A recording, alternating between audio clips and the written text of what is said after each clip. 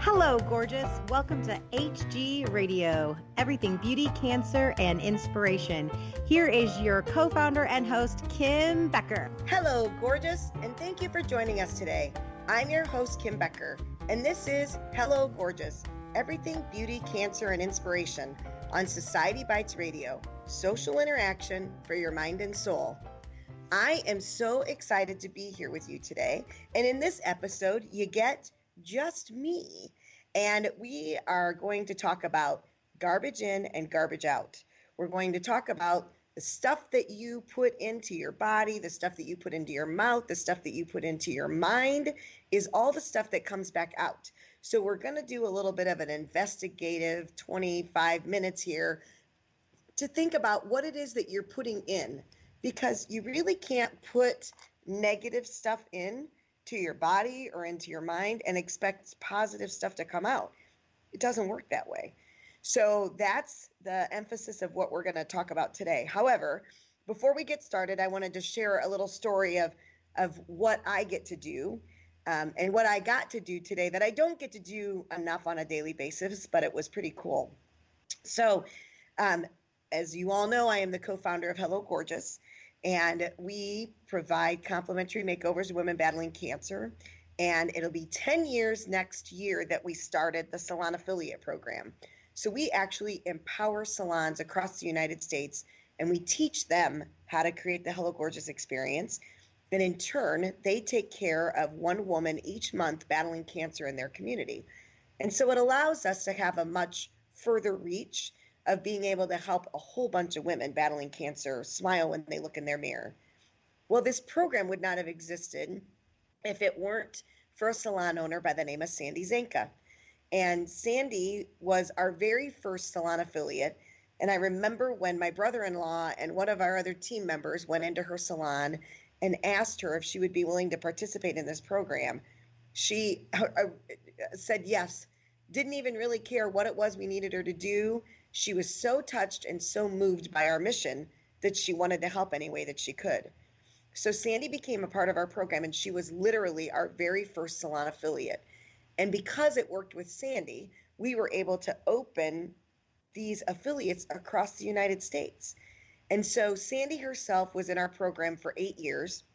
In December of last year, she retired. It got to be a lot. She's running a salon. She's caring for her elderly mother now. And so it really got to be too much for her. And so at the time of her retirement, she performed 97 makeovers on women battling cancer in the community in her salon.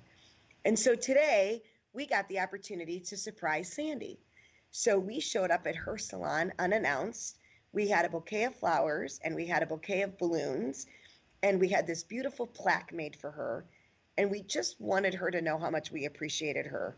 We wanted her to know that if it weren't for her, the program that is across the United States now wouldn't be where it was without her and her willingness to be able to help me and the women battling cancer. So we were able to go in today and give her a big hug and treat her like a queen, like she was able to do so many times when we were able to, that she was able to do with women battling cancer across the United States. So I just wanted to be able to share that with you, and I wanted to be able to say thank you to Sandy. And my day started off on such a good note because I was able to go and make preparations for someone and make them feel very special. And she probably didn't even think that what she did was very special, but it meant the world to us, and we needed her to know that. So anyway, let's get on to our topic today. So our topic today is garbage in, garbage out. We've all heard of that saying, garbage in, garbage out. Basically, whatever you put in is going to come out. So whether it's positive or negative, you really need to be aware of what you're putting into your body, but also into your spirit. So I want to share a story with you about my sophomore year in high school. When I was a sophomore in high school, we got to choose the classes that we wanted to take. And one of the classes that I wanted to take was a basic computer class. Now, I should have known because basic, the word basic was in all capital letters. But I thought, well, that's what I want, right? I want to learn about computers and I want to do something. And I certainly don't want the advanced computer class. I want the basic computer class. Well, the computer teacher, he was kind of a nerd. He was in the right way, teaching his computer class. And he gave us an assignment. Now, this was years ago. And it was a programming class, which I didn't know then. And what I found was basic wasn't the type of class that it was. It was actually the computer language. It was basic language. And he gave us an assignment. So this was, if you put this character in, then this would come out of the computer. And basically what you were doing is you were programming this computer to do 3 X's and then leave 4 spaces and then do 3 X's and do 2 zeros. So by the time you got done, it came up with this, block figure of some sort, but you programmed it to be able to do that. And with the computer, it was, you go to this line and you tell it to do this, and then the next line you needed it to do that, and then the next line you needed it to do this. So we were able to do that, only to find out that as we were going through, I couldn't figure out exactly how to end. There was a certain line where we got stepped up. You couldn't go past a certain point. And I couldn't figure out why. And I was up until 1:30 in the morning, and this particular project was 30% of my grade. And I had an uncle that worked for Avanti that was a computer guru. And I took it over to him, and he and I were working on it together, and we couldn't figure out what it was. So I take the project in, and I'm feeling defeated. I know I'm going to fail because I can't get it to work, only to find out that there was no way for it to work. That the instructor of my high school class he didn't give us the right information. He didn't give us enough information to put in to actually get it past the sticking point that we had. There was no way that I was able to get out of that program what I needed it to, because I wasn't putting in the right information. So I started to think about that when I was preparing for this episode, and I thought, isn't that true with us, right? If we don't put the right stuff into our mind and the right stuff into our bodies, there's no way that we can get out the positive stuff that maybe we want to put out into the world. So I'm going to challenge you with some of the questions today.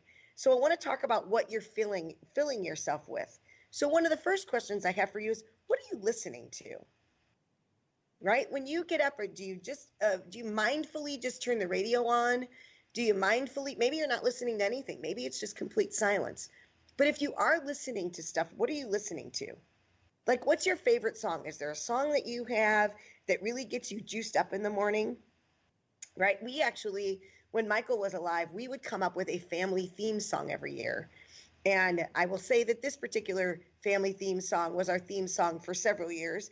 And it was Don't Stop Believing for Journey. Now, no matter where we were at, as soon as you would hear Don't Stop Believing or the beginning of that, you couldn't stop but smile. You couldn't stop smiling when the song came on. But we would all stop for a minute, and you would just listen to the words of that song, right? But come on, you can't tell me when you hear the start of that song, Just a Small Town Girl, that you don't stop everything that you're doing and sing along, right? Because you know what's coming next. And then if you're in a bar, the entire room just starts singing Don't Stop Believing. So we were happy to have that as our family theme song, because towards the end of Michael's life, there were a lot of things that we were going through that we needed that extra boost of faith.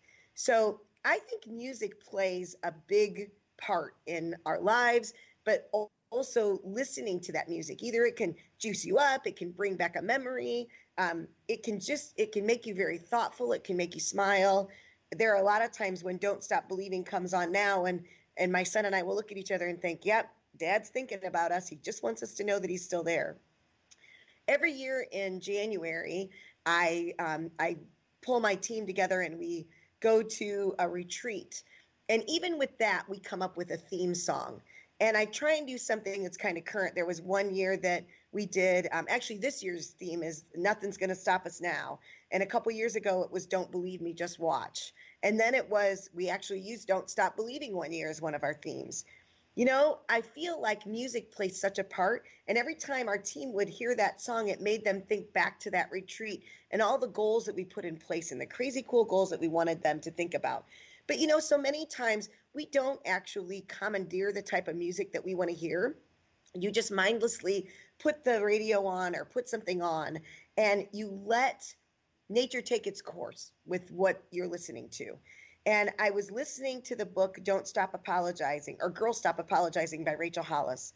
And she was sharing in her book that she actually purchased an Alexa device for her bathroom.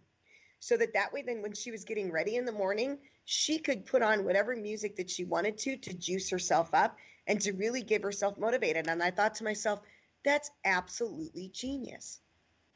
So many times I think that we just go with the flow, whatever's there. But, I don't know about you. I don't always wake up in a good mood in the morning.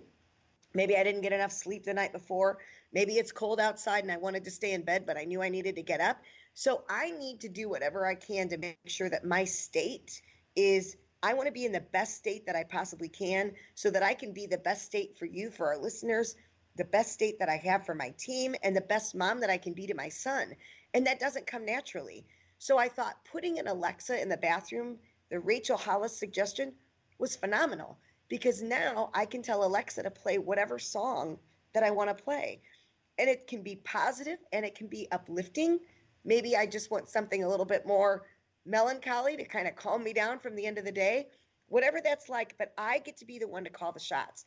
I get to be the one to say what I want to listen to. So interestingly enough, I started to listen to a Christian music channel. And it's just something that plays in the background while I'm working or while I'm getting ready in the morning. And I wake up a lot of times in the middle of the night, whether it's because my bladder tells me I have to get up in the middle of the night, or, there's a noise that I heard. But, it's interesting. Subconsciously, I've woken up. And until about 6 months ago, I really didn't listen to a lot of Christian music. But I woke up in the middle of the night, and some of those songs that I listen to in the morning are automatically playing in my head. And again, that sparked a thought. I thought, what is it that we're putting into our bodies that our subconscious grabs a hold of, and then it's actually putting that back out again? So I want you to really think about that. And, think about the teenagers now. So many of them seem like they walk around angry. What is it that they're listening to? If you listen to some of the music, I'm wondering if they change their music and they change that tune in their head, if that would make them happier as they walked around and they became happier individuals. And maybe you're not a music person. Maybe you want to listen to podcasts like the one that you're listening to now, which you have hopefully subscribed to this podcast, hint, hint. But the podcasts that you're listening to, are they motivational? Are they inspirational? Are they uplifting? Is it something that gives you juice? Is it something that you can take tidbits away from and then use it in your everyday life? What about audiobooks? I've become a huge proponent of audiobooks. And part of it is that when Michael was alive, I had somebody talking to me and I had somebody to talk to when I was in the car. All of a sudden, there's silence in the car. If my son's not with me, I'm by myself. And so I thought, I need to have some interaction. And maybe it's not even me talking to them. Maybe it's them talking to me. So I've become a huge proponent for audiobooks. And I'll tell you, I read not as much as I should, but it's been amazing the lessons that I've learned and some of the books that I have taken and I've listened to on now having audiobooks. Like I said, the Girl Stop Apologizing was one of them. I'm not sure that I would have taken the time to actually sit down and read that book, but it was a great book because I was able to listen to it and I was able to multitask, right? I was driving and I was listening to a book at the same time. So now that you know, we're talking about what you're listening to, move to what are you watching? Like, do you get up in the morning every day and turn the news on? Why would you want to start your day with that? Why would you want to start your day with a local shooting or a local robbery or a local fatal car accident? What does that set you up for when that's how you start your day? Wouldn't you rather have something that would be uplifting? I found that we have a Roku, and Roku actually has YouTube on it. And if you go to YouTube, you can search all kinds of motivational and inspirational, if it's not music, but they've got all kinds of videos that are on there that you can put on the television if that's something that you want to do. Are you watching things that are feeding your intelligence? Or are you watching things that just feed your mind because you just need to take a break? That's how I am. I don't watch much television, but I will tell you what, my guilty pleasures are America's Got Talent and American Ninja Warrior. I love being able to watch those people. They're heroes in the fact they're heroes in their own lives. Like the gentleman that just won America's Got Talent is a blind autistic person that had a beautiful voice and took the challenge to be able to stand up and say, I want to share my talent with the world. I want other people to hear me sing. I want to share my voice with people. And he had the courage to get up in front of this audience and he was able to sing, and he ended up